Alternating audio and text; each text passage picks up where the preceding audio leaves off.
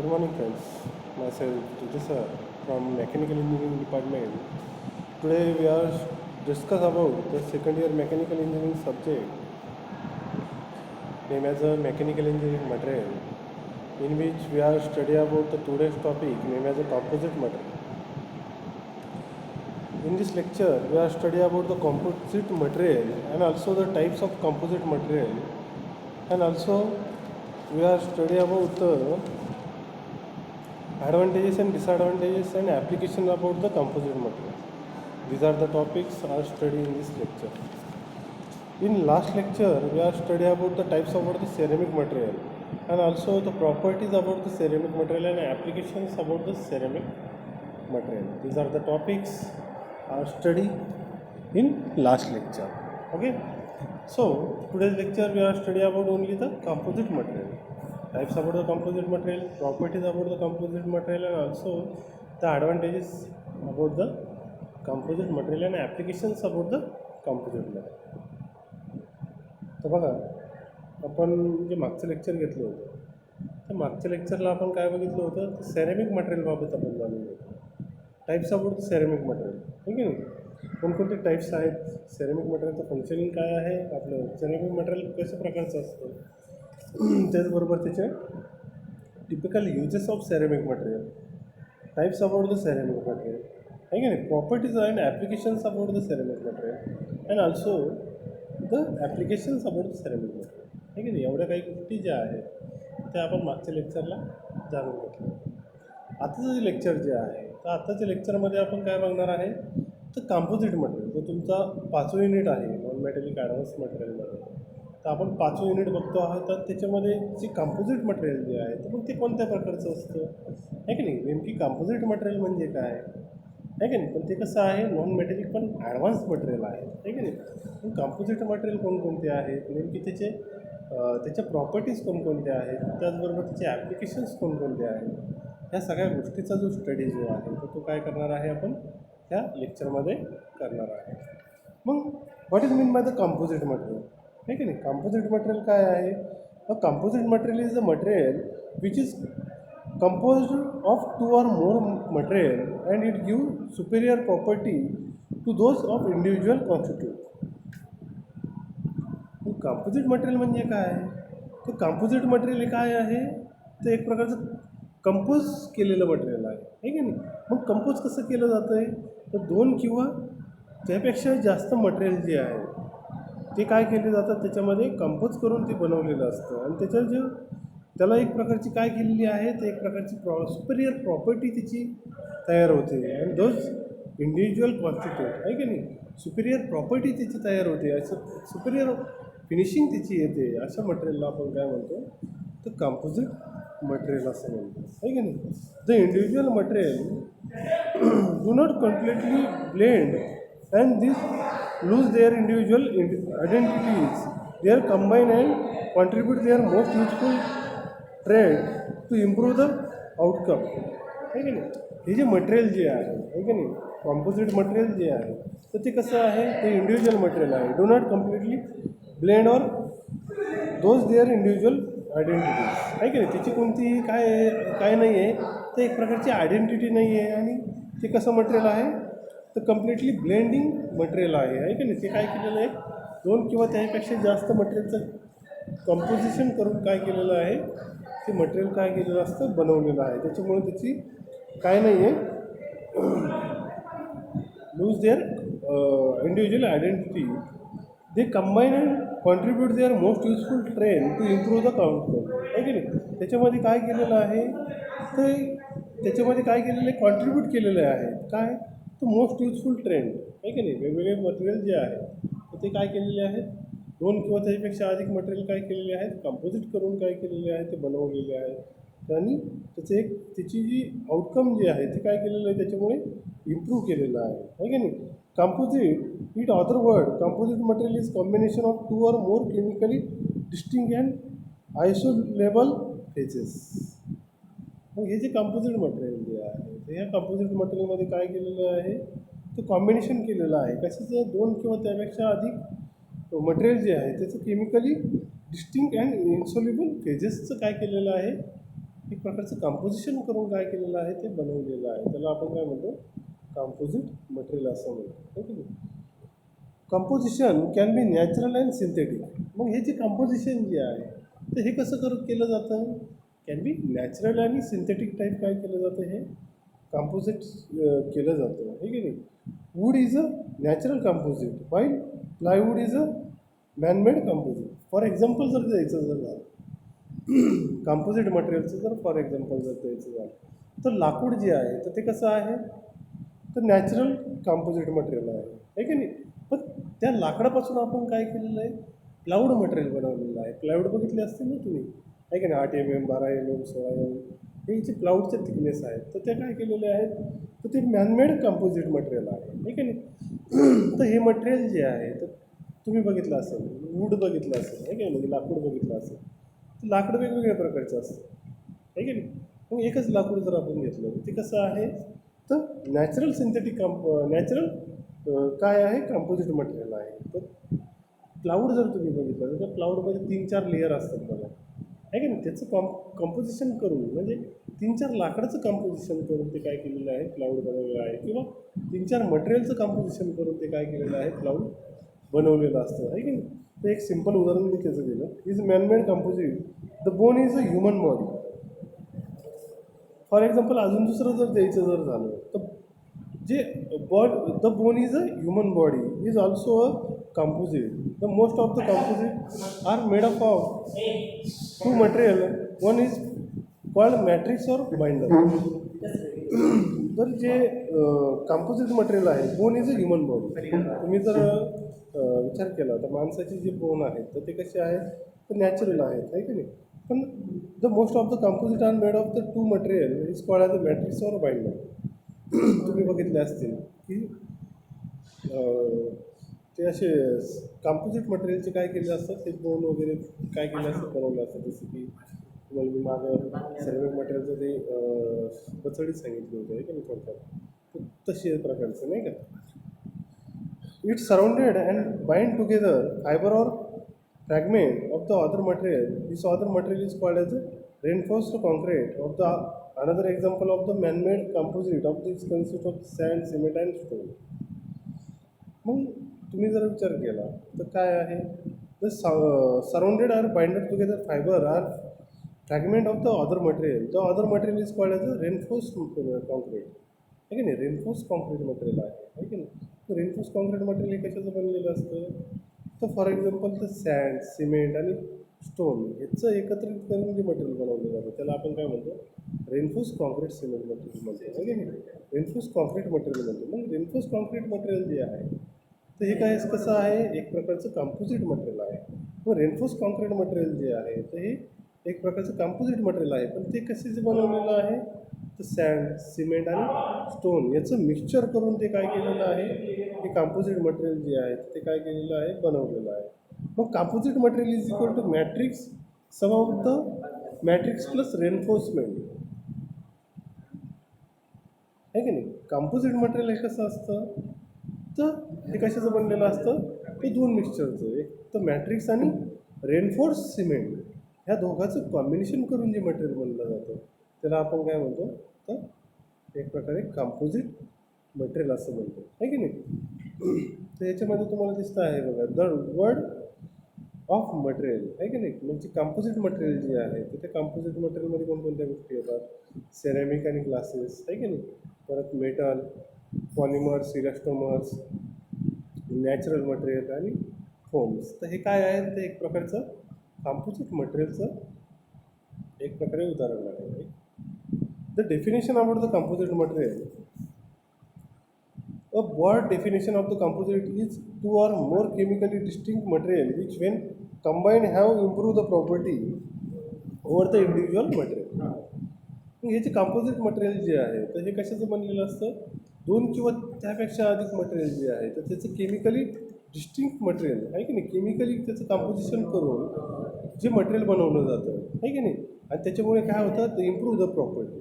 त्या मटेरियलच्या प्रॉपर्टीमध्ये काय होतं आहे, ते इम्प्रूव्हमेंट होते, आहे की नाही. प्रॉपर्टीमध्ये काय होतं, चेंजेस होतात ओव्हर द इंडिव्हिज्युअल मटेरियल, आहे की नाही. जे अदर मटेरियल आहे ते जे इंडिव्हिज्युअल मटेरियल आहे त्याच्यापेक्षाही हे दोन किंवा त्यापेक्षा अधिक केमिकल डिस्टिंक्ट कॉम्पोजिशन करून जे मटेरियल बनवलं जातं, त्याच्यामुळे त्याच्या प्रॉपर्टीमध्ये काय केली जाते, इम्प्रूव्हमेंट केली जाते. अशा मटेरियलला आपण काय म्हणतो, तर कंपोजिट मटेरियल असं म्हणतो, आहे की नाही.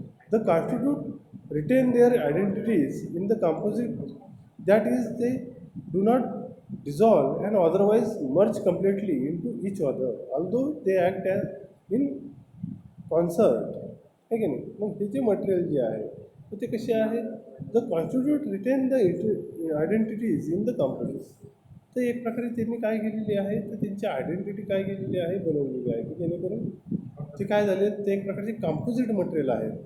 And they do not dissolve and otherwise merge completely. ते काय होत नाही, तर इतर जे अदर मटेरियल जे आहे तर त्याच्यामध्ये काय होत नाही, डिझॉल्व होत नाही किंवा अदरवाईज मर्ज ते काय होत नाही, ते केले जात नाही कम्प्लिटली इच अदर, ऑल्दो ते ॲक्ट ॲज इन कॉन्सर्ट, आहे की नाही. तर अशा प्रकारचे काय आहेत, तर हे कंपोजिट मटेरियलची डेफिनेशन आहे. Advantages about the composite material. मग काय फायदे आहेत तुमच्या कंपोजिट मटेरियलचे, आहे की नाही. काय सांगते तुम्ही फायदे त्याचे, तर फायदे काय आहेत, तर advantages of composite material. Light in weight, हे कसे आहेत, तर लाईट वेट मटेरियल आहेत, आहे की नाही. जे कंपोजिट मटेरियल जे आहे तर हे कसे आहेत, तर लाईट इन वेट आहे. Strength to weight and stiffness to weight are greater than the steel and aluminium. हे जे मटेरियल जे आहेत कंपोजिट मटेरियल, तर ह्या मटेरियलची स्ट्रेंथ आणि वेट किंवा स्टिफनेस आणि वेट हे कसं आहे, तर ग्रेटर आहे, चांगलं आहे. कशापेक्षा, तर तुमच्या स्टील आणि ॲल्युमिनियम मटेरियलपेक्षा कसं आहे, तर चांगलं आहे. त्याच्यानंतर fatigue properties are better than the common engineering material. ज्या फटिक प्रॉपर्टीज ज्या आहेत तुमच्या कंपोजिट मटेरियलच्या, तर ते कशा आहेत, तर better than the common engineering material. जे कॉमन इंजिनिअरिंग मटेरियल जे आहे तर त्याच्यापेक्षा हे जे कंपोजिट मटेरियल आहे तर याच्या फटिक प्रॉपर्टीज कशा आहेत, तर चांगल्या आहेत, आहे की नाही. Composite can not corroded like steel. हे जे कंपोजिट मटेरियल जे आहे तर त्याच्यावर कोणतंही करोजन जे आहे तर प्रोटेक्ट होत नाही, आहे की नाही. ते कसे आहेत, कॅन नॉट करोडेड आहेत लाईक ॲज अ स्टील. जसं की स्टील मटेरियल आहे तर स्टील मटेरियलवर काय होतं, करोजन प्रोटेक्ट होतं, आहे की नाही. तसं हे जे मटेरियल जे आहे कोणतं कंपोजिट मटेरियल, तर त्याच्यावर कोणतंही करोजन काय होत नाही, प्रोटेक्ट होत नाही, आहे की नाही. Possible to achieve combination of properties not attainable with metal, ceramic और पॉलिमर अलोन. मग आपण काय करू शकतो, by using the composite material possible to achieve the combination of properties. आपण काय करू शकतो, एक प्रकारे प्रॉपर्टीज ज्या आहेत तर बाय युझिंग द कंपोजिटचा मटेरियलचा यूज करून काय करू शकतो, ज्या हवे त्या प्रॉपर्टीज ज्या आहेत तर त्या काय करू शकतो, अचीव करू शकतो. नॉट अटेन विथ मेटल, आहे की नाही. पण मेटल एवढे काय करू शकत नाही, अटेन करू शकत नाही. सेरेमिक अँड पॉलिमर आणून, आहे की नाही. तर हे काय आहे, तर फायदे आहेत तुमच्या कंपोजिट मटेरियलचे, आहे की नाही. मग कॉम्पोनंट्स कंपोजिट मटेरियल, मग कोणकोणते कॉम्पोनंट्स आहेत कंपोजिट मटेरियलचे, तर normally nearly all composite material consist of two phases. जेवढे काही कंपोजिट मटेरियल जे आहेत तर त्याच्या काय आहेत, तर दोन फेजेस आहेत. कोणकोणते आहेत दोन फेजेस, तर first one is a primary phase आणि second one as a secondary phase. मग प्रायमरी फेजमध्ये कोणत्या गोष्टी येतात, form and from the matrix which in which secondary phase is embedded, आहे की नाही. याच्यामध्ये काय केलेलं आहे प्रायमरी फेजेसमध्ये, तर फॉर्म अँड मॅट्रिक्स जे आहे which in the secondary phase is embedded. Form आणि मॅट्रिक्स याचं कॉम्बिनेशन जे आहे ते कशामध्ये आहे, तर तुमच्या प्रायमरी फेजमध्ये आहे. आणि सेकंडरी फेजमध्ये काय आहे, embedded phase sometimes refer to the reinforce agent because it usually serve to strength of composite. आणि त्याची सेकंडरी फेज जी आहे तर सेकंडरी फेजमध्ये कोणकोणत्या गोष्टी येतात, embedded phase sometimes refer to reinforce agent. एक प्रकारचं काय केलेलं असतं या सेकंडरी फेजमध्ये, तर रेफर टू रेनफोर्स एजंट काय केलेलं असतो त्याच्यामध्ये मिक्सअप केलेला असतो, because it usually serve to strength the composite. मग हे जे रेनफोर्स एजंट काय केलेलं असतो त्याच्यामध्ये रेफर केलेला असतो की जेणेकरून जे मटेरियल आहे तुमचं कॉम्पोजिट मटेरियल, तर त्याचं काय होतं, एक प्रकारची स्ट्रेंथ जी आहे ती वाढवली जाऊ शकते, आहे की नाही. तर अशा प्रकारचे हे काय आहे, तर प्रायमरी आणि सेकंडरी फेजेस आहे. Function of the matrix material, आहे की नाही. मग प्रायमरी फेजेसचं फंक्शनिंग काय आहे, provide the bulk from the part or product made of the composite material. मग हे काय करायचं काम करतं, मॅट्रिक्स आणि फेजेसचं एक प्रकारचं जे प्रायमरी फेजेस आहे, तर ते प्रायमरी फेजेस काय करायचं काम करतं, provide a bulk from the part or product made of the composite material. Composite material जे आहे ते कशाचं मेड केलेलं आहे, तर बल्क ऑफ पार्टचं काय केलेलं आहे, मेडअप केलेलं आहे. Hold the immediate phase in place, usually enclosing and often concealing it, आहे की नाही. एक प्रकारचं काय केलं जातं याच्यामध्ये, hold the immediate phase in phase, usually including and often concealing it. When a load is applied, the matrix share the load when the secondary phase, in some cases, deforming so that the stress is essentially borne by the reinforced agent.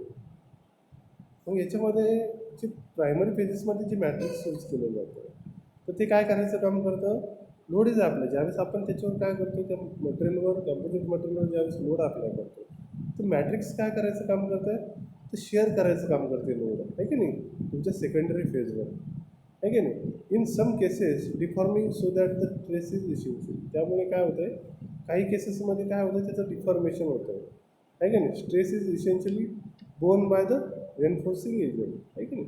त्याच्यावर trace पडल्यामुळे ते काय होतं, एक प्रकारचं reinforcing एजंटमुळे ते काय होतं, एक प्रकारचं बेंड होतं, आहे की नाही. तर अशा प्रकारे काय केलं जातं त्याच्यामध्ये, हे प्रायमरी फेजेस जे आहेत तर ते यूज केलं जातं. त्याच्यानंतर secondary phases, the reinforcing phase.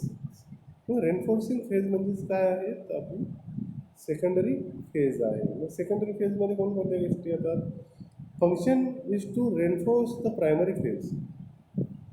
मग हे जे सेकंडरी फेज जे आहे त्याचं फंक्शनिंग कसं आहे, तर प्रायमरी फेजसारखं आहे, reinforce the primary phases. Embedded phase is most commonly one of the following shape. मग ते कशा शेपमध्ये असतं, तर form as a fibres, particle आणि फ्लेक्स, अशा 3 प्रकारच्या शेपमध्ये ते काय होतं, आपल्याला सेकंडरी फेज आपल्याला बघायला मिळते, ठीक आहे. Factors in creating composite. मग कोणकोणते फॅक्टर्स महत्त्वाची भूमिका बजावतात तर कंपोजिट मटेरियल बनवण्यासाठी, आहे की नाही. तर कोणकोणते आहेत मग ते, तर first one as a matrix material, आहे की नाही. ही काय आहे, तर महत्त्वाची भूमिका बजावते कशामध्ये, क्रिएटिंग अ कंपोजिट, आहे की नाही. कंपोजिट मटेरियल क्रिएट करण्यासाठी मॅट्रिक्स मटेरियल जे आहे तर हे काय करायचं काम करतं, महत्त्वाची भूमिका बजावायचं काम करतं. त्याच्यानंतर रेनफोर्स मटेरियल.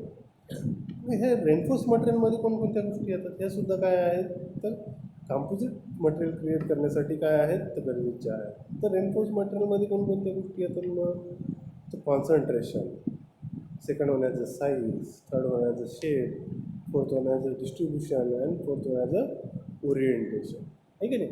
जसं की तुम्हाला सांगितलं मी कंपोजिट मटेरियलचं एक उदाहरण दिलं होतं की वूड आणि प्लायवूड, आहे की नाही. वूड आणि प्लायवूड मटेरियल कसं असतं, तर 2 किंवा त्याच्यापेक्षा जास्त मटेरियलचं कंपोजिशन करून ते काय केलं असतं, बनवलं असतं. तसं वूड मटेरियल जे आहे ते कसं असतं, एकच मटेरियलचं बनलेलं असतं, आहे की एकच.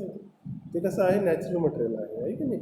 मग हे रेनफोर्स मटेरियल जे आहे तर त्याच्यामध्ये कोणकोणत्या गोष्टी बघणं गरजेचं आहे, तर फर्स्ट वन आहे कॉन्सन्ट्रेशन, त्याची साईज किती आहे हे बघणं गरजेचं आहे. त्याचबरोबर त्याचा शेप कसा असला पाहिजे हेही बघणं गरजेचं आहे. त्याच्यानंतर जो डिस्ट्रीब्युशन, आहे की नाही, लोड डिस्ट्रीब्युशन, लोड शेअरिंग कसं करू शकतो, आहे की नाही. तर त्याच्यामध्ये डिफॉर्मेशन होतं कामा नये किंवा ओरिएंटेशन त्याच्यामध्ये बघणं गरजेचं आहे. तर अशा प्रकारचे काय आहे, तर 5 प्रकारचे काय आहेत, तर गोष्टी ज्या आहेत त्या रेनफोर्स मटेरियलमध्ये बघायच्या गरजेच्या आहेत, आहे की नाही. तर अशा प्रकारचं काय आहे, तर हे कंपोजिट मटेरियल आहे की नाही. मग त्याच्यामध्ये ते कशावर डिपेंड करतं, तर तुमचं बघा त्याचं कॉन्सन्ट्रेशन याच्यामध्ये तुम्हाला दिसतं, बघा या डायग्राममध्ये तुम्हाला दिसतं. तर त्याचं concentration, size, shape, distribution, orientation, आहे की नाही. याच्यामध्ये तुम्हाला ह्या डायग्राममध्ये तुम्हाला दिसतं तर त्याचं कॉन्सन्ट्रेशन कसं असलं पाहिजे, आहे की नाही, मटेरियल जे आहे की नाही. तर त्याचं फेजचं मॅट्रिक्स फेज आणि डिस्एअर्स फेज जे आहे तर त्याचं कॉन्सन्ट्रेशन कसं असलं पाहिजे, त्याची साईज कशी असली पाहिजे, त्याचा शेप कसा असला पाहिजे, आहे की नाही, त्याचं डिस्ट्रीब्युशन कसं असलं पाहिजे आणि त्याचं ओरिएंटेशन कसं असलं पाहिजे, या सगळ्या ज्याच्या 5 गोष्टी ज्या आहेत त्याच्यावर काय करतं ते डिपेंड करत असतं तुमचं कंपोजिट मटेरियल काय करत असतं डिपेंड्स करत असतं, आहे की नाही. मग क्लासिफिकेशन्स अबाउट द कंपोजिट मटेरियल. मग कंपोजिट मटेरियलची क्लासिफिकेशन्स कशी करता येतील based on the types of reinforcement. मग ते कशावर डिपेंड करतं तुमचं कंपोजिट मटेरियलचं क्लासिफिकेशन. तर ते कशावर बेस करतात तर तुमच्या रेनफोर्समेंटवर काय करतं ते क्लासिफिकेशन डिपेंड करतात तुमच्या कंपोजिट मटेरियलचे. मग ते कोणकोणते आहे तर particle reinforcement, second one as a fiber reinforcement, and third one as a structural composite material, है कि नहीं. Particle reinforce composite material, second one as a fiber reinforce composite material, and third one as a structural composite material. असे काय आहेत तर composite मटेरियलचे 3 type आहेत. तर मग पर्टिक्युलर रेनफोर्स कंपोजिट मटेरियल जे आहे ते त्याचे सुद्धा काय आहेत तर 2 सब टाईप आहेत. कोणकोणते आहेत तर त्याच्यामध्ये जी पार्टिकल रेनफोर्समेंट आहे, रेनफोर्स कंपोजिट मटेरियल जे आहे त्याच्यामध्ये लार्ज पार्टिकल आणि डिस्पर्शन स्ट्रेंथनेड, आहे की नाही, डिस्पर्शन स्ट्रेंथनेड पार्टिकल, आहे की नाही. तर असे 2 काय आहेत तर त्याचे सब टाईप आहेत. त्याच्यानंतर फायबर रेनफोर्स कंपोजिट मटेरियलमध्ये त्याचे 2 सब टाईप आहेत. कंटिन्युअस म्हणजे अलाइन कंपोजिट मटेरियल आणि डिस्कंटिन्युअस म्हणजे शॉर्ट कंपोजिट मटेरियल, आहे की नाही. आणि डिस्कंटिन्युअस शॉर्ट कंपोजिट मटेरियलमध्ये सुद्धा त्याचे 2 सब टाईप आहे, अलाइन आणि रँडमली ओरिएंटेड असे काय आहेत तर 2 त्याचे सुद्धा काय आहेत तर सब पॉईंट आहेत, आहे की नाही. त्याच्यानंतर स्ट्रक्चरल कंपोजिट मटेरियल जे आहे तर स्ट्रक्चरल कंपोजिट मटेरियलमध्ये लॅमिनेटेड कंपोजिट मटेरियल आणि सँडविच पॅनल कंपोजिट मटेरियल असे काय आहेत तर स्ट्रक्चरल कंपोजिट मटेरियलचे 2 सब टाईप आहेत. तर अशा प्रकारचे काय आहेत एक प्रकारे क्लासिफिकेशन काय आहे तर तुमच्या कंपोजिट मटेरियलचे आहे, ठीक आहे. आत्तापुरतं आपण फक्त काय केलं तर कंपोजिट मटेरियल जे आहे तर त्याचं काय केलं एक प्रकारे की कंपोजिट मटेरियलचं इंट्रोडक्शन जे आहे तर ते काय केलं ह्या लेक्चरला आपण बघितलं. पुढच्या लेक्चरला आपण types of composite material and also the applications and properties about the composite material या सगळ्या गोष्टी आणि advantages about the composite material या सगळ्या गोष्टीचा जो स्टडी जो आहे तर तो काय करणार आहे पुढच्या लेक्चरला आपण करणार आहे. आत्तापुरतं आपण काय करू इथे थांबू. ओके, ठीक आहे, थँक्यू.